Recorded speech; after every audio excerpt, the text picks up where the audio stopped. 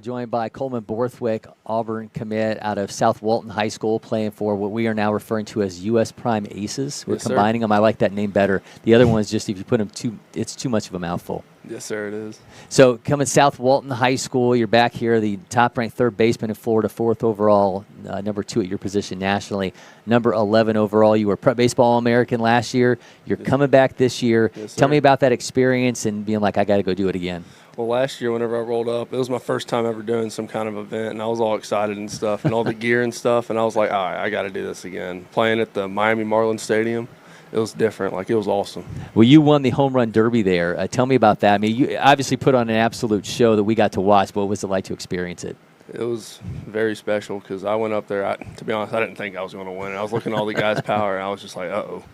I just went up there, I started swinging, and it just came out good for me. So. You and South Walton had a 21-game winning streak that was snapped in the 3A title game. How do you view a season that had such a fantastic run that didn't end the way you wanted it to? Yeah, almost everybody on the team thought we were going to win it. To be honest, that's probably why we lost. We were expecting to come in and win it, but it turned around. The Miami Springs boys put it on us, just whooped us. That was your last run with Charlie Wilcox, who's now slated to go to Georgia Tech if the draft doesn't change all that. Tell me about what you learned from Charlie, a guy that's just really kind of, I mean, there's a huge mental side to pitching that he seems to embody. Yeah, his mental side is kind of like, he kind of works. He's the hardest worker I've ever played with, and he kind of takes that onto the mound and basically puts that in his mind. I'm the hardest worker here. I'm going to compete and just trust what I could do. What did you learn from him specifically about pitching? Shoot. There's so much. Probably from just the spin efficiency of whenever reaching out towards the plate, just like using your legs. That's what he kind of taught me. He was telling me just to get down the mound because he's all into that stuff. Like I'm telling you, he's Trevor Bauer. Extension and all that, just trying to obviously use a 6'6" frame to get down as far as you can down the mound. So your dad, Nick, coaches you at South Walton. What is that relationship like? How much do you guys have rules in terms of when we can talk about baseball and when we've just got to be at home and be father and son? Not really. It's kind of all 24/7 baseball. I mean, he loves it. I love it, and it's a love-hate relationship. We're always going at each other. I'm always trying to just basically prove him wrong. Like whenever he yells at me, it makes me want to just beat him. That's really what it is. Did you ever get to the point where you just, because I know for a lot of us who have coached our kids, it seems like there's always a point where they don't listen to you anymore. Do you listen to your dad as your coach?